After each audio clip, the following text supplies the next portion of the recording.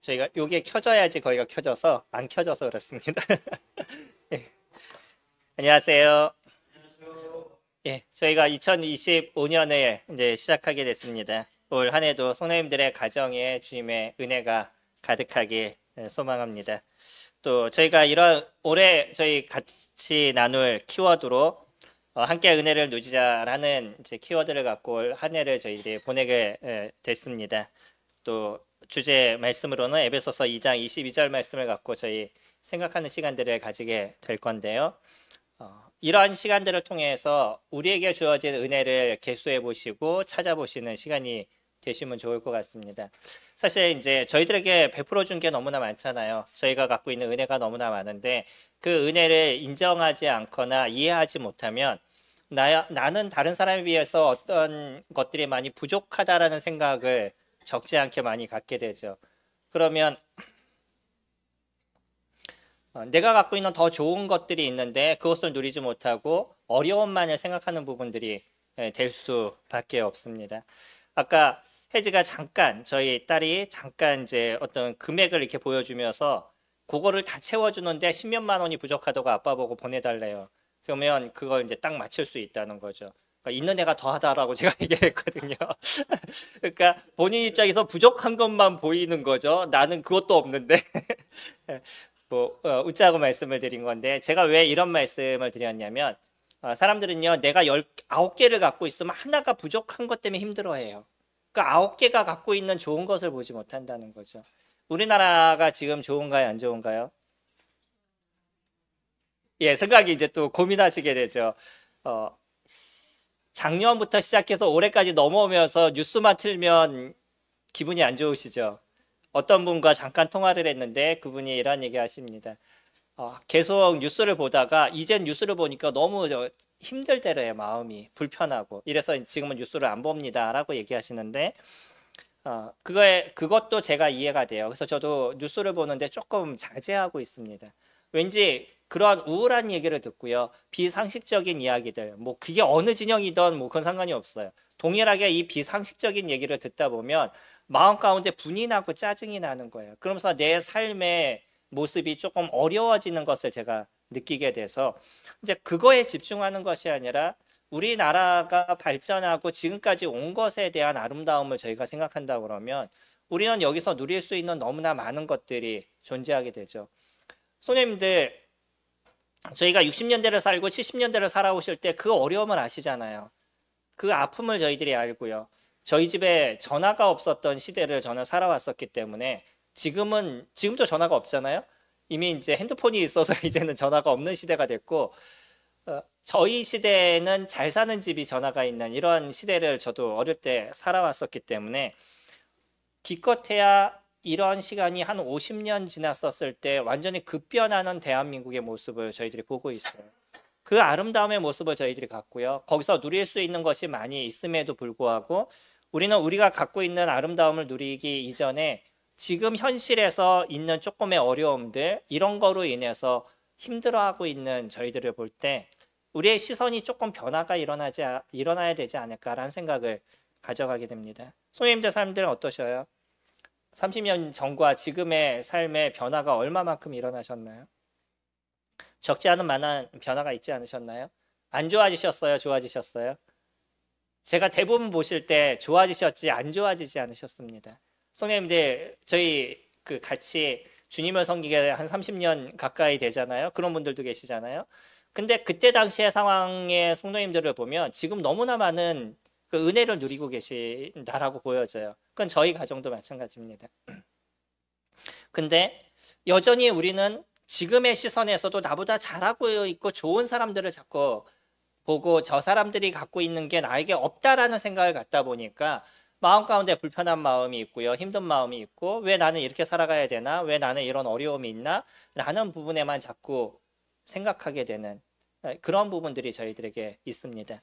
그래서 올해 우리 함께 은혜를 누리자라는 단어 속에서 우리가 갖고 있는 은혜를 계수해보는 시간들이 되신다 그러면 충분히 주님이 베푸신 것들이 얼마나 많은지를 저희들이 생각해 볼 수 있는 그런 시간들이 되리라 생각이 됩니다.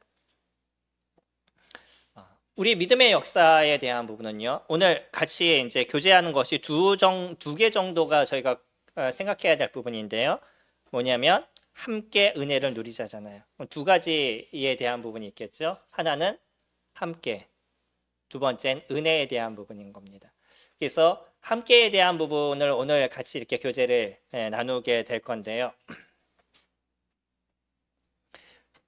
저희가 은혜를 누리되 어떻게 누릴 거냐면 성도님들과 함께 누리는 시간들이 되자라고 말씀을 드리고 있습니다. 왜 그러냐면요. 우리는 우리 각자가 주님 앞에 섰었을 때 각자가 하나님 앞에서 정산하는 시간들, 회개하는 시간들이 되어져 갈 거예요. 물론 이것은 각자입니다. 뭐 교회가 어땠어요? 내 가정이 어땠어요? 내 환경이 어땠어요? 우리는 그런 얘기를 하나님 앞에서 하지 못할 거예요. 하나님 앞에서 나는 어떻게 하나님을 귀히 인정하고 하나님을 섬기는 인생을 살아갔느냐라는 부분에 대해서만 하나님께서 저희들을 판단하시고 이야기하실 겁니다. 그것은 각자에 대한 부분이 될 거예요. 그러나 그 각자의 모습이 꼭 각자가 아닌 것은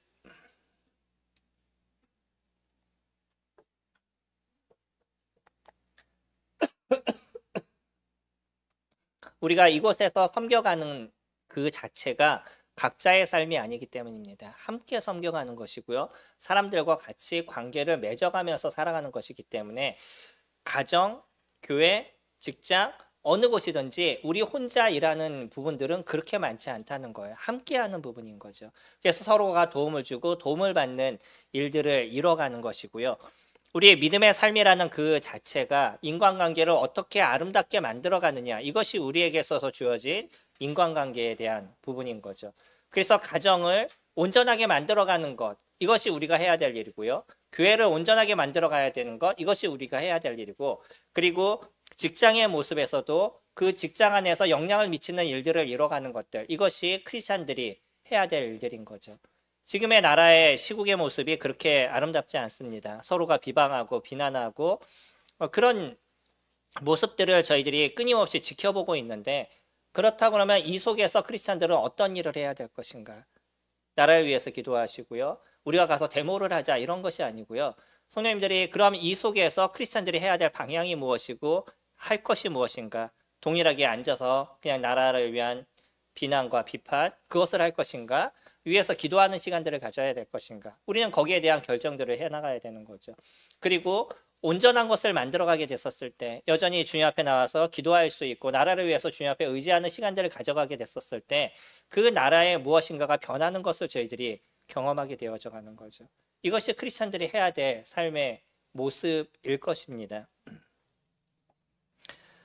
나라의 모습을 저희들이 보는 것처럼 우리나라의 역사는요, 한 단어로 딱 얘기한다면 당파 싸움인 것 같아요. 옛날부터 끊임없는 싸움들, 그 사극을 보면 언제나 비슷한 동일한 그 두 부류가 서로 싸워서 자기네 정권을 가지려는 끊임없는 그 싸움의 연속이 지금의 모습까지도 그대로 있잖아요.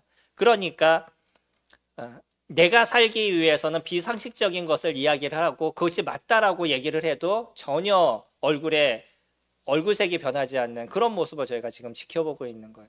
이게 그러나 이런 모습이요, 비단 우리나라의 모습이 아니라 전 세계 어디나 다 비슷한 모습을 가져가고 있는 거죠. 그건 왜 그러냐면 인간 안에 죄가 들어오게 되고 우리는 죄성 가운데 살아가게 될 때는 끊임없이 자기중심적인 인생을 살아갈 수밖에 없다는 거예요. 내 중심이 되니까 내 당중심이 되고 내가 속한 것에 중심이 되고 거기에 중심이 될 수밖에 없는 건 여기가 잘 돼야지 내가 잘 되고 뭐 이런 것들이 있다 보니까 결국은 자기가 살기 위한 어떤 방법들과 방향들을 만들어가고 있는 게 인간의 모습인 거죠. 그러니까 끊임없이 싸워야 되고요. 불평과 불만이 나타날 수밖에 없고, 어떤 면에서는 이런 부분들이 교회 안에서도 발생하게 되는 부분들이 일어나는 것은 우리가 주님을 보지 않았을 때 생기는 그런 모습이기 때문에 그런 일들도 나타나게 된다는 거예요. 지금도 보시잖아요. 어떤 그 목사가 끊임없이 이름이 등장하고 있죠. 현재 시국 속에서 계속 기독교인들은 이런 것을 통해서 욕을 먹고 있는 겁니다. 그 사람이 참된 하나님을 보는 사람이냐, 저희가 여기서 고민하게 되는 거예요. 그래서 기독교라 그래서 그 사람들이 다 주님을 믿는 것이 아닌 거죠. 진짜 그 사람이 기독교인이라고 얘기했었을 때는 우리가 좀 더 정확하게 얘기하면 기독교인이 중요한 것이 아니라 크리스찬이냐가 중요한 부분이 될 겁니다. 그 사람이 예수 그리스도를 믿는 그리스도 안에 있는 사람이냐 그러지 않느냐에 따라서 그의 삶의 영역과 모습과 행동에 대한 부분들이 달라져 가게 되어져 있다는 거죠. 그러지 않으면 우리의 내면은 끊임없는 사단이 내 중심적인 삶을 살게 만드는 거예요. 그러니까 나를 보호하기 위해선 다른 사람을 비난하고 비판해도 그것이 문제가 되지 않는 거고요. 내가 더 온전하다라고 얘기할 때는 다른 사람이 잘못됐었을 때 내가 더 온전하다라고 생각이 되기 때문에 내 온전함, 나의 어떤 정당성, 그 합리화, 끊임없는 그런 일들을 만들어가는 게 인간의 모습인 거죠. 우린 그것을 어디서 볼 수 있어요? 창세기에서부터 볼 수 있잖아요. 아담과 하와의 모습에서 아담이 얘기했었을 때 하와를 본 첫 마디가 그거였었어요. 내 뼈 중에 뼈요, 내 살 중에 살이니이다. 이것처럼 극찬이 어디 있어요?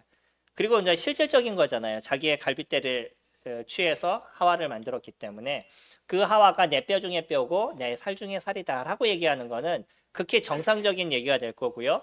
또 그뿐만 아니라 실질적으로 그 생각을 볼 수 있는 모습이 되어져 가는 거죠. 그래서 성도님들, 그 형제님이나 자매님들 그 가정의 아내를 볼 때 항상 그렇게 얘기하셔야 돼요. 아내나 남편이나 내 뼈 중에 뼈요, 내 살 중에 살이다. 원수가 내 집에 산다 이렇게 얘기하지 마시고 내 뼈 중에 뼈요, 내 살 중에 살이다 라는 얘기를 우리가 할 수 있는 거, 이것이 아름다움의 모습인 거죠. 근데 이 아름다움을 갖고 그 하나님께서 만드신 아름다운 에덴 동산에서 살았던 그 아담과 하와가 어느 날 갑자기 싸우기 시작하는데 그거는 무엇이 이루어졌을 때예요? 그들이 죄가 그들 가운데 임하게 됐을 때, 선악과를 그들이 먹게 되고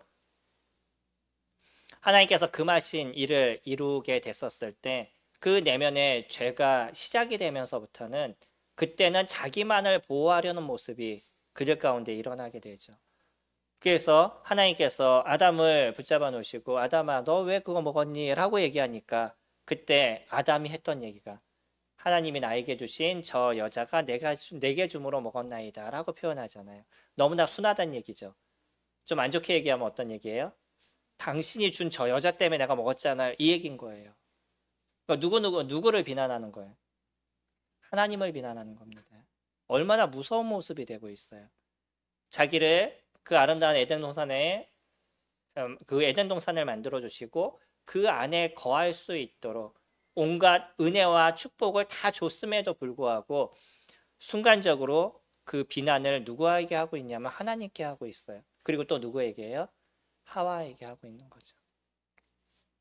이게 죄에 대한 근본의 모습을 저희들에게 보여주고 있어요. 죄가 인간에게 딱 들어오게 됐었을 때 사람들은 분열이 되고 나눠짐의 모습이 만들어져 가는 거예요. 내가 무엇을 했던 나를 보호하려는 그 심리가 끊임없이 우리 내면 속에 있어서 나는 다 잘한 것이고 남은 다 잘못된 것이라는 이야기를 하는 것이 죄에 대한 부분인 겁니다. 그러니까 이 죄에 대한 것이 우리에게 해결이 되지 않았었을 때 나라가 분열이 되거나 세계가 분열이 되거나 뭐 가정이 분열이 되거나 뭐 이런 사회가 분열이 되거나 이런 문제는 극히 당연한 모습이 되어져 간다는 거예요. 죄는요, 자기만이 온전해지기를 원하는 거예요. 그리고 그것을 만들려고 끊임없이 노력하다 보니까 주변에 있는 사람들을 고통스럽게 만들고 주변의 사람들을 어렵게 만드는 것. 이것이 죄에 대한 속성에 대한 부분인 거죠. 아담과 하와에게 이루어졌던 이 죄에 대한 문제는 이제 그들에게서 끝나지 않았다는 것을 저희들이 볼 수 있죠. 그 다음에 그들이 낳았던 가인과 아벨, 멀리도 가지 않았어요. 바로 그 다음에 낳았던 가인과 아벨의 모습에서도 그 모습이 등장하게 되는데 너무나 무서웠던 거는요. 저희 창세기 말씀 잠깐 볼까요?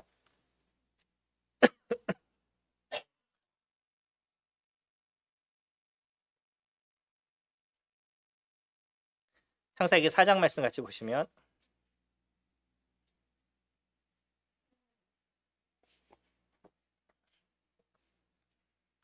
하나님께서 아벨의 제사는 받으시고 가인의 제사는 받지 않았습니다. 그 모습을 보게 됐을 때 제사를 받는 것은 누구였냐면 하나님이셨어요. 근데 그거에 대한 분풀이를 누구에게 해요? 아벨에게 하고 있어요. 자기 동생에게 하고 있습니다. 왜 그러겠어요? 하나님한테는 자기가 분풀이를 할 수 있는 존재가 되지 않는다는 것. 그러니까 그 분풀이를 누구에게 하고 있냐면 자기보다 연약한 존재. 이게 인간이 갖고 있는 모습인 거죠. 나보다 나은 존재에게 그것을 하지 않아요. 나보다 연약한 존재에게 하는 것이 인간의 모습인 거죠. 그래서 형들이 항상 괴롭히는 게 동생을 괴롭히는 것이고 그 나보다 못한 사람들을 괴롭히는 거 인간의 이게 속성인 거잖아요. 학교에서도 보면 왕따를 만드는 아이들을 보면 강한 아이들을 왕따를 못 만들잖아요. 누구를 왕따를 만드냐면 뭔가 좀 부족하고 연약하다라고 생각하는 존재들을 내 분풀이의 대상으로 삼는 것. 이것이 인간이 갖고 있는 죄성에 대한 부분인 거죠. 결국 가인은요. 하나님께서 나중에 그가 분이 너무 많이 나 있는 것을 보면서 뭐라고 얘기하시냐면 6절에 여호와께서 가인에게 이르시되 내가 분하여 함은 어찌 됨이며 안색이 변함은 어찌 됨이냐. 내가 선을 행함은 어찌 낯을 들지 못하겠느냐. 선을 행하지 아니하면 죄가 문에 엎드려 있느니라. 죄가 너를 원하나 너는 죄를 다스릴지 않. 여기 죄라는 것의 문제를 어떤 건지를 우리가 정확하게 얘기를 해주고 있어요.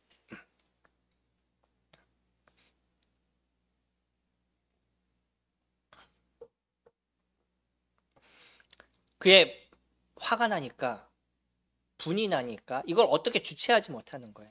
그게 분이 나니까 그 대상인 하나님을 봤었을 때 똑바로 쳐다도 못 보는 거야. 화가 나니까. 그게 고개를 들지 못하는 모습을 가인이 갖고 있죠. 그리고 나서 이 화나는 걸 내가 어떻게 해결할 것인가라는 그 생각 속에서 더 이상의 이야기가 들어오지 않아요. 하나님께서 직접적으로 얘기하셨습니다. 지금에 비해서 조금 더 강력한 거는요. 우리는 지금 말씀을 통해서 본다라고 얘기하지만 당시에는 하나님께서 직접적으로 가인에게 얘기하셨던 부분인 거예요. 그 직접적인 얘기를 들었던 이 가인이 어떠한 상황으로 이런 얘기를 들었는지 우리가 정확하게 모르지만 하나님이 직접적인 계시를 통해서 그 이야기를 들었던 가인이요. 하나님의 얘기가 들어오지 않고 있다는 거예요. 얼마나 무서운 얘기인 거죠. 그리고요. 하나님을 향해서 고개도 들지 않고 화가 나서 이렇게 얼굴 쓰고 인상 쓰고 있는 우리 어린이들, 우리 아이들 때로는 이렇게 혼내봤잖아요. 근데 애가 분이 나요, 막. 아빠한테도 하고 싶지만 아빠한테 대들지는 못해. 그러면 이 아이가 하는 행동이 어떤 거예요?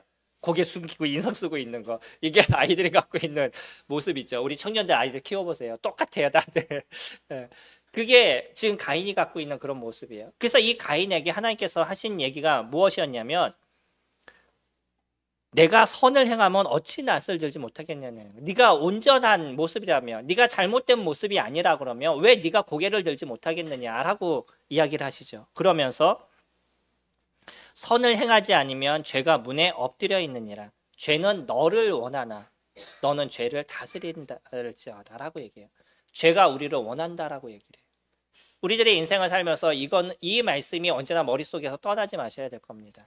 우리들에게는요, 죄가 항상 나를 원하는 모습을 갖고 있다는 거예요. 내가 죄를 짓게 만드는 일들, 뭔가 좀 보암직하고 아름답게 보이고 그리고 지혜롭게 할 만큼 그런 것들이 계속 우리들 눈안에서 우리들 근처에서 계속 보여지고 있는 거예요. 그것이 진짜 무섭고요. 사단처럼 뿔이 딱 나 있어서 우리에게 딱 보여진다면 그거를 붙잡겠어요? 안 붙잡겠어요? 안 붙잡죠. 근데 그러지 않아요. 아주 달콤하고 뭔가 갖고 있으면 좋을 것 같은 이런 것으로 우리에게 다가온단 말이에요.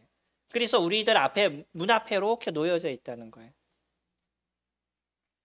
그러나 우리에게 해야 될 건 뭐라고요? 그 죄를 다스리는 것. 그 죄를 해결해 나가는 것. 이것이 온전한 건지 그른지를 살펴보고 그 잘못됐다 그러면 그것을 제거할 수 있는 것들. 그것이 우리가 가져야 될 길이다라고 얘기하신다는 거예요. 가인이 만약에요. 그런 하나님의 음성을 들었다라 그러면 이와 같은 문제는 해결하지 않았을 거예요. 보통 우리가 화가 날 때 몇 초를 참으시라고요? 3초만 참으시라라고 얘기하잖아요. 한 3번만 다시 한번 생각해보고 고민하면 살인을 면할 수 있다라고 얘기하는 이야기는 그만큼 내가 분이 났었을 때 아무것도 보이지 않는다는 거예요. 내 생각에만 집중하게 된다는 거예요. 이게 죄에 대한 속성에 대한 부분인 겁니다. 내가 진짜 저게 필요한 것 같고 내가 저게 없으면 안 될 것 같고 이렇게 행하지 않으면 문제가 있을 것 같은 생각을 자꾸 주어져서 그것에 자꾸 손을 대게 만드는 것. 이것이 죄에 대한 부분인 거예요. 아담과 하와를 통해서 시작된 이 죄에 대한 역사가 그의 아들에게서는 어떻게까지 드러나게 되냐면 살인을 저지르는 이런 문제까지 나타나게 됐어요. 멀리도 가지 않았습니다. 얼마 되지도 않았어요. 결국 죄는요, 자기를 보호하고 주변에 있는 사람들을 파괴시키고 고통스럽게 만드는 것. 이게 죄에 대한 모습인 거죠. 그리고 우리 창세기 모습을 쭉 살펴보시면 창세기에 쫙 읽으면서 계속 마음에 불편함이 생겨요. 그러지 않으시나요? 성경을 보는데 왜 불편하시죠? 성경을 보면 너무나 은혜롭고 성경을 보면 너무나 기쁘고 즐거우셔야 되잖아요. 근데 구약을 보게 되면 즐거우심이 많으시나요? 뭔가 좀 불편함이 있으시나요? 사실 저는 조금 불편함이 있습니다. 왜 그러죠? 그거는요, 인간이 갖고 있는 죄성을 끊임없이 설명해주고 있기 때문인 거예요. 창세기는 그렇습니다. 그러니까 구약은 그렇습니다. 구약은 인간이 얼마만큼 하나님을 배반하고 얼마만큼 하나님을 배척했는지에 대한 역사를 저희들에게 보여주고 있는 거예요. 그러나 그 속에 숨겨져 있는 걸 저희들이 보기 때문에 우리가 구약을 볼 때 은혜의 말씀으로 저희가 받아들이는 거지 그것을 모르는 사람이 보게 되면 불편한 거예요. 어려운 거죠. 근데 저희는 거기에서 그 인간이 갖고 있는 죄성과 인간이 자기중심적인 모습들 싸우고 자기 자리를 취하기 위해서 노력하는 그 속에서도 여전히 하나님은요, 나를 보라고 얘기하고 내가 너희들을 사랑한다라고 얘기하고 내가 너희들을 위해서 이 죄에 대한 문제를 해결할 구세주를 준비시켰다라고 얘기하는 그 숨겨져 있는 아름다움의 내용들이 저희 눈에 보이기 때문에 저희는 그것을 보면서 하나님의 은혜를 느껴가고 있는 거죠. 실질적으로 창세기는요, 1장, 2장까지만 아름다움의 얘기예요. 3장부터는 죄에 대한 역사가 시작이 되고 있습니다. 이게 구약에 대한 이야기고. 쭉 읽으면서 우리는 계속적으로 보는 게 사람들이 하나님을 어떻게 배반하고 그 배반함을 통해서 인간 사이에 얼마나 많은 싸움과 고통과 어려움의 역사가 계속적으로 이루어져 가고 있느냐, 그것을 보는 게 우리가 창세기의 모습인 거고, 그뿐만 아니라 인간 역사에 대한 부분이에요. 우리나라의 역사에서도 계속적으로 그 당파 싸움과 자기의 이익을 위해서 누군가를 죽이는, 하다못해 왕이 됐었을 땐 자기의 왕권을 유지하기 위해서 하는 첫 번째 일이 뭐예요? 자기 형제들을 죽이는 거 없잖아요. 이게 왕이 하는 첫 번째 모습입니다. 내가 왕이 되면 잠재적으로 왕이 될 수 있는 존재들을 다 제거해야지만 내 자리가 정리가 되는 거죠. 안전할 수 있죠. 이게 인간이 살아왔던 역사에 대한 부분. 얼마나 고통스러워요. 내 형제들을 다 죽여야 되는 부분들. 죄는요, 그렇게 사람들이 함께하지 못하게 만들어가는 거예요. 서로를 어렵게 만들고 아프게 만들어서 사단이 하는 지금 현재로서 가장 큰 역사가 무엇이냐면 가정 가운데 고통을 주는 겁니다.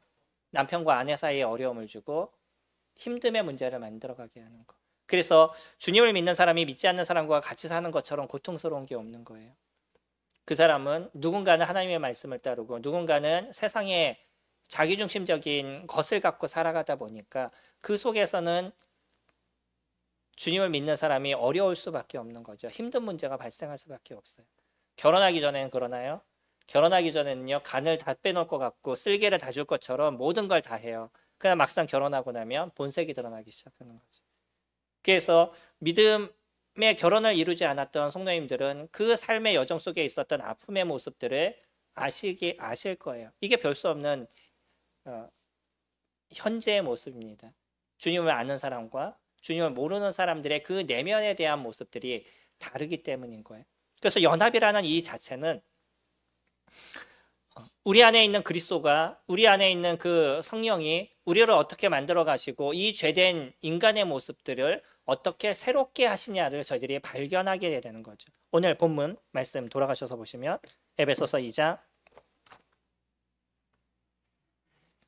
22절에 너희도 성령 안에서 하나님이 거하실 처소가 되기 위하여 그리스도 예수 안에서 함께 지어져 간다라고 얘기하죠. 여기서 등장하는 단어가 함께라는 단어가 같이 등장합니다. 이거는 교회에 대한 얘기인 거예요. 우리 그 이전에 대한 내용과 이후에 대한 내용을 쭉 살펴보면 하나님께서 이 교회를 만드시고 이 교회를 어떻게 이뤄 가셨는지 유대인의 입장에서 저희가 얘기했었을 때 이 에베소서가 얘기를 하게 되면 유대인과 이방인이라는 완전히 분리가 되어 있는 두 부류에 대한 것을 얘기를 하고 있죠. 유대인들은요, 자기네들만이 하나님의 선택함을 받은 존재예요. 그러니까 자기네만이 중요한 존재인 거고 나머지는 그러지 않은 존재라고 그들이 생각하고 있어요.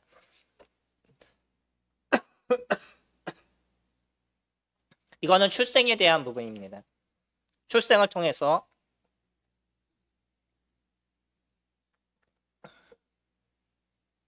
유대인으로 태어나느냐 그러지 않느냐가 인생사가 나눠지는 모습이 되어져 가는 거예요. 그러면 이 모습이 공평해요, 불공평해요? 누구는 금수저를 갖고 태어나고 누구는 흙수저를 갖고 태어나서 그렇게 인생을 살다가 누구는 금수저는 언제나 하나님의 보호하심을 받고 흙수저는 그 고통 속에 산다라고 얘기하면 이것이 공평하신 하나님이에요, 불공평하신 하나님이에요? 불공평하신 하나님이죠. 그러나 하나님께서는요, 이스라엘을 선택하신 거는 저희가 신명기에서 봐서 아는 것처럼 그들이 가장 작은 민족이기 때문인 거예요. 이 연약하고 힘없는 존재가 하나님의 선택함을 받아서 세계에서 그와 같은 능력과 힘을 드러내게 하기 위한 것. 그러니까 그들이 능력이 있어서가 아니라 하나님께서 그들을 보호하시기 때문에 어떤 역사가 일어나는지를 세계에 보여주기 위해서 유대인들을 선택한 거지, 유대인들이 특별하고 놀라워서 하나님이 그들을 선택한 것이 아니라는 거예요. 근데 재밌는 건 뭐냐면 선택을 받은 존재는 뭔가 자기는 특별하다라고 생각을 해요. 그리고 나는 저들과 다르다라는 생각을 하는 거죠. 그러니까 유대인들은요, 이방인들을 보면 개와 돼지로 여기고 인간 취급을 하지 않는 모습들이 있어 왔던 거죠. 그런 두 완전히 다른 부류, 이 두 부류를 하나로 만드신 거예요. 이게 어디냐면 교회 부분입니다. 원래 하나님은 하나의 모습이었지만 그러나 인간이 갖고 있는 분리에 대한 것들, 죄가 인간을 분리시키는 이 모습을 하나님은 교회라는 존재로 하나로 만드신 거예요. 누구를 통해서요? 예수 그리스도, 그분을 통해서. 예수 그리스도의 그분의 죽으심과 그분의 피 흘리심을 통해서 이루어진 이 죄에 대한 해결이 서로 분리되고 나눠지고 쪼개지는 인간의 그 속성을 해결하시고요. 이제 연합이 무엇인지를 저희들이 알게 하시고 배우게 하시는 것. 이것이 교회인 거예요. 오죽했으면 하나님이 이것이 얼마나 아름다운지에 대해서 얘기를 하실 때 우리 3장에 보시면 3장 10절에 이는 이제 교회로 말미암아 하늘에 있는 통치자들과 권세들에게 하나님의 각종 지혜를 알게 하려 하심이니 라고 얘기하죠. 여기에서 등장하고 있는 단어들, 이거는 보시는 분들에 따라서 분별이 조금씩 다릅니다. 인간의 통치자라고 얘기하는 경우도 있고 천사라고 얘기하는 경우도 있는데 여기서 얘기하고 있는 하늘에 있는 통치자들, 권세자들, 하늘의 각종 이 권세자들에 대해서 얘기할 때 6장이나 2장에서는 누구를 지칭하냐면 하늘에 있는 악한 영을 지칭을 하고 있어요. 그래서 에베소서에서 등장하고 있는 것은 아마 동일한 단어들이라고 보여지기 때문에 이 악한 영에게 하나님의 지혜를 보여주기 위한 게 교회다라고 얘기하신다는 거예요. 사단은요, 자기의 속성을 알잖아요. 자기가 으뜸이 되기 위해서 하나님을 배반했어요. 그리고 그 내면에 일어난 분과 화와 자기중심적인 것들, 이거는 절대 바뀌지 않을 거라고 생각하는 게 사단의 모습인 거죠. 그런 자기의 죄성을 누구에게도 심어줬냐면 인간에게도 심어줬어요. 그러니까 인간은 또 어떨 거라고 생각해요? 나하고 똑같을 거라고 생각하는 거죠. 그래서 인간들도 끊임없이 분열하고 나눠지고 쪼개지는 것들, 이런 문제가 인간사회에서 계속적으로 발생할 거라고 사단은 생각하고 있어요. 그리고 그렇게 인류의 역사는 진행돼 왔어요. 근데 예수 그리스도 그분이 십자가에서 죽으시고 그 예수 그리스도를 믿는 사람들이 생겨났는데 그들이 하나가 되는 모습들이 만들어져 가는 거예요. 서로의 자기 것을 취하는 것이 아니라 다른 사람을 위해서 수고하고 노력하고 자기 것을 좀 나눌 수 있는 힘들이 생기고 함께 할 수 있는 부분들이 만들어져 가요. 그것을 사단이 보게 됐었을 때 이해가 되지 않는 거죠. 어떻게 저럴 수 있는지, 어떻게 죄가 있는 존재들이 저렇게 할 수 있는지 그는 이해가 되지 않아요. 근데 하나님은요, 예수 그리스도 그분을 통해서 우리 죄에 대한 속성, 사망에 쏘는 것, 그 능력, 그것을 거기서 제거해 주신 거죠. 그렇기 때문에 우리 안에 이제 누구를 모신 존재로서 저희가 살아가고 있냐면 성령을 모신 존재로서 저희가 살아가고 있는 것. 이것이 오늘 본문에 대한 얘기잖아요. 성령 안에서 하나님이 거하실 처소가 되기 위하여. 이 교회는요, 성령이 거하시는 성령의 처소다라고 고린도서 3장 16절에서 이야기를 하고 있죠. 성령이 좌성하시는 그런 장소인 거예요. 그래서 예수 그리스도 그분이 머리가 되신다라고 에베소서는 또 이야기를 하고 있죠. 1장 23절에 교회는 그의 몸이니 만물 안에서 만물을 충만하게 하시는 이의 충만함이니라. 교회는 그의 몸이라고 얘기하잖아요. 예수 그리스도 그분이 머리시고요, 교회는 몸이다 라고 얘기하고 있어요. 그래서 예수 그리스도 그분의 통치를 받는 이 교회, 그리고 성령이 좌정하시는 성전으로서의 교회가 어떠한 모습을 만들어가는지를 저희들에게 보여주고 있는 거예요. 죄에 대한 것들, 이 능력이 여기에서 사라져가고 분열과 나눠짐에서 연합의 모습이 만들어져가고 내중심적인 인간에게서 다른 사람을 위해서 수고하는 모습들이 이루어져 나가는 것들, 이것이 교회의 모습인 거죠. 이게 세상과 다른 것이. 우리가 함께 은혜를 누리자라는 키워드로 올 한 해를 저희가 살아가자라고 말씀을 드렸었는데, 여기에서 함께라는 단어, 이 단어가 나의 부족함을 다른 사람들로 채워가는 거죠. 그리고 다른 사람의 부족함을 내가 같이 채워주는 것들. 사실 이게 가정인 거잖아요. 아내와 남편의 모습은 서로 다른 사람들이 부족함을 채워갔었을 때 가정은 아름다워지는 거예요. 제가 누누이 말씀드렸는데, 연애를 하시게 되면 성격이 다른 사람을 만날까요? 성격이 같은 사람을 만날까요? 어떠실 것 같아요? 실질적으로 연애로 결혼하신 분들은 거의 성격이 비슷한 분들을 만나십니다. 왜냐하면 나하고 같기 때문에 대화가 된다라고 생각해요. 그래서 그 사람들을 만나요. 근데 신기하게요, 이게 이제 그 심리학에서 얘기하는 내용이고요. 실질적으로 교회는 보면 성격이 같은 사람이 만났을까요? 성격이 다른 사람들이 만났을까요? 많은 분들을 제가 얘기를 해보고 인터뷰를 해봤는데, 대화를 이렇게 하면서 느낀 건데, 교회는 의외로 성격이 다른 사람들이 만나더라고요. 그래서 왜 그런가라고 생각했더니 대부분이 중매라서 그래요. 그러다 보니까 나에게 없는 게 저 사람이 있으니까 순간 이제 그 사람이 좋아져 보이는 그런 부분이 있나 봐요. 네, 저와 저희 자매도 성격이 완전히 다릅니다. 8가지 항목 중에 하나만 똑같아요. 7가지가 달라요. 근데 성격이 다르다는 생각을 거의 가져본 적이 없었어요. 심리검사를 하기 전까지. 왜 그랬냐면 서로가 맞춰봤기 때문이에요. 그러니까 저 사람이 없는 걸 내가 갖고 있고 내가 없는 걸 저 사람이 갖고 있으니까 저 사람의 필요를 제가 채워주고 그 사람의 필요를 제가 채워주는 일들을 이루어오니까 그냥 성격이 같다라고 생각했지 다르다라는 생각을 가져오지 않았었어요. 교회가 그런 거 아니겠어요? 우리는 같은 사람이 만나는 것이 교회가 아닙니다. 서로가 다른 사람이 만나고 서로가 틀린 사람들이 만나는 거예요. 그리고 우리는 여전히 우리가 갖고 있는 이 죄성을 품고 있는 존재, 아직 내가 세상을 바라보고 사단에 종속되어 있는, 사단의 얘기를 듣는 모습이 되어져 가면 여전히 죄성이 일어나는 그런 존재임을 우리는 인정하면서 만나는 사람들인 거예요. 그러니까 나의 부족함을 내가 인정하니까 하나님을 의지하는 모습들이 되어져 가는 거죠. 손님들이 완전하다고 생각해 보셔요. 나는 남들보다 낫다라고 생각해 보셔요. 하나님을 의지하시겠어요? 그러지 않습니다. 오히려 어려운 지역에서 살았던 사람들이 더 하나님을 강하게 붙잡고 살아가요. 그런데 우리나라처럼 편안한 나라가 되면 점점 하나님을 버리는 인생을 살아가요. 왜죠? 하나님이 필요가 없어졌으니까. 하나님을 의지할 이유가 없어지니까, 그냥 얼마든지 살아가는데 문제가 없어지니까 점점 하나님을 버리는 인생을 살아가는 것.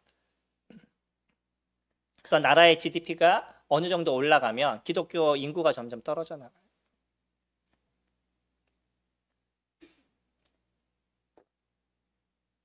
우리는 우리 스스로를 살펴보게 되면서 내가 갖고 있는 연약함과 부족함을 보는 존재들인 거예요. 그래서 내가 부족함의 모습을 갖고 있기 때문에 감히 하나님 앞에서 고개를 빳빳이 들고 내가 잘했다라고 얘기하지 못하는 그런 모습을 저희들이 가져가고 있고요. 여전히 하나님의 은혜를 구하는 그런 모습을 저희가 갖고 있어서 내가 부족하기 때문에 다른 사람들에게 나의 연약한 모습을 그대로 이야기할 수 있는 모습이 되어져 가는 거죠. 내가 당신보다 특별해, 당신보다 더 나. 그래서 당신은 내 얘기를 들어야 돼. 라는 그와 같은 이야기를 저희들은 자제하게 되는 거예요. 나의 부족함을 아니까. 그런 사람들이 모이게 됐었을 때, 그렇게 우리가 예수 그리스도를 보는 모습이 되게 됐었을 때 교회가 온전함의 모습을 만들어져 가는 거죠. 특별한 유력한 사람이 있고 뭔가 잘 사는 사람이 있었을 때 교회가 온전해지지 않습니다. 교회가 온전해지고 교회가 진짜 은혜를 누리는 모습이 되게 될 때는 나의 부족함을 우리 스스로가 인지하게 될 때예요. 그리고 내가 부족하기 때문에 함부로 다른 사람에 대해서 얘기하지 않는 모습이 되어져 갈 때 그때 교회가 아름다움의 모습을 가져가게 되는 거죠. 우리는 주님의 하신 말씀을 기억해야 될 것입니다. 함께 은혜를 누리자라는 오늘 할애를 우리가 보내게 될 때 함께라는 단어 여기에 우리는 관심을 가져야 될 거고요. 그리고 또 예수 그리스도 그분이 우리에게 하신 말씀도 기억해야 될 거죠. 우리에게 주신 세 계명이 뭐죠? 서로 사랑하라는 거죠. 이 서로라는 단어. 근데 인간이 갖고 있는 이 서로라는 단어를 어떻게 이해하는지 아셔요? 예. 서로라는 단어를 통해서 서로 사랑하라 했으니까 당신은 나를 사랑해줘야 돼 라는 걸 먼저 인지하는 게 인간인 거예요. 이게 얼마나 자기중심적인 인간인 거예요. 그거는 주님께서 얘기하실 때 둘을 놓고 그래 너희들은 서로 사랑해야 돼 라고 얘기하신 거지 한 사람을 놓고 얘기하면 뭐라고 얘기하시겠어요? 넌 사랑을 해야 되는 존재인 거야 라고 얘기하시지 사랑을 받아야만 되는 존재야 이렇게 얘기하지 않으셨단 말이에요. 인간은 그러나 그것을 이해하는 게 달라지는 거예요. 해석이 달라지는 거죠. 저희가 성경을 볼 때도 뭐가 중요하다고요? 해석이 중요한 겁니다. 어떻게 해석할 것인가? 내 중심적으로 해석을 하면 성경의 내용이 달라져 버리는 거예요. 하나님께서 우리에게 무엇을 얘기하셨는지를 보게 됐었을 때 바른 성경을 저희들이 볼 수 있는데 예수 그리스도 그분이 우리에게 얘기하셨던 것 내가 너에게 새로운 계명을 주노니 서로 사랑하라 라는 그 메시지는 다른 사람에게 사랑을 받아라 라고 얘기하고 다른 사람에게 사랑을 요구하라 라고 얘기하는 게 아니고요. 나보고 사랑을 하라라고 얘기하시는 거예요. 교회에서 성령님들의 사랑을 베푸는 존재가 되어 보셔요. 사랑을 나눠주는 존재가 되어 보셔요. 그러면 이 교회가 어떠한 변화가 일어나고 어떠한 모습이 일어날지 대부분 어려움을 갖고 있는 분들이 마지막 하는 얘기가 뭔지 아셔요? 교회가 나를 위해서 뭘 해줬어. 제가 그 얘기를 너무나 많이 들었습니다. 얼마나 많은 사랑을 받았는데 그 받았던 사랑에 대해서 하나도 기억하지 못해요. 그 많은 사람들이 수고하고 노력하고 기도해 줬음에도 불구하고 그거에 대해서 다 잊어먹어요. 그런 당장 내가 분이 나고 화가 나는 거. 그러기 때문에 아무것도 보이지 않는 그 모습만 갖고 얘기를 하는 경우들 볼 때 마음에 참 안타깝다라는 생각들이 있을 때가 있습니다. 성도님들, 우린 작은 존재지만 이것이 사단에게 하나님께서 자랑하실 만한 곳이 이 교회인 것이에요. 물론 에베소서는 우주적인 교회를 얘기합니다. 그러나 지금 이 작은 지역교회를 통해서 하나님께서 그 자랑을 하고 계신다는 거예요. 저희가 그것에 합당한 모습이 만들어져 가야 되는 거고 이것이 결국은 우리가 은혜를 누리는 모습이 되어져 가실 겁니다. 함께 하시게 될 때. 만약에 우리가요 구원을 받는 것만이 목적이라고 그러면 그래서 지옥에서 건지는 것만이 주님의 목적이었다 그러면 내가 주님을 믿는 순간 바로 데려가셔야 되는 거예요. 그러지 않겠어요? 성도님들도 그런 생각 같지 않으시나요? 그냥 빨리 주님이 데려가셨으면 이런 생각이 들 때가 있으시죠? 어느 때? 힘들 때, 좋을 때는요. 주님 안 돼요. 좀만 더 있어야 돼요. 그러나 어려울 때는 왜 안 데려가시지? 이런 생각이 우리들 내면 속에 있는 거예요. 그러나요, 주님이 우리에게 얘기하시는 건 뭐냐면 네가 거기에서 나를 붙잡는 인생을 살아야지. 네가 갖고 있는 그 죄성을 해결하는 시간들을 가져야지. 그래서 이 교회의 아름다움들, 내가 자랑하는 이 교회의 아름다움을 네가 만들어가는 모습을 이루어 가야지 라고 주님 저희들에게 얘기하고 계시는 거죠. 올해 우리 함께 나누기를 원하는 것, 함께 은혜를 누리자. 여기에서 말씀드린 것, 그러면 딴 사람이 나에게 어떻게 은혜를 줄 것인가라는 생각을 완전히 접어버리시고요. 무엇을 생각하셔야 되겠어요?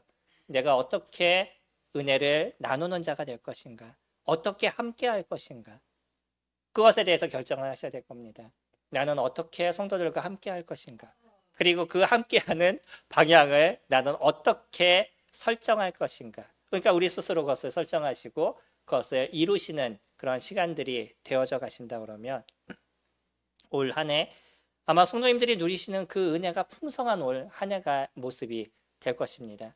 그건 나라의 지금의 환경이 어떻든 정세가 어떻든 경제가 어떻든 그것과 상관없이 우리 성도님들 안에서 풍성하게 이루어지는 그런 은혜의 모습들을 누리시게 될 거예요. 다음 시간에는 은혜에 대한 부분을 좀 같이 살펴보도록 하겠습니다. 기도하겠습니다.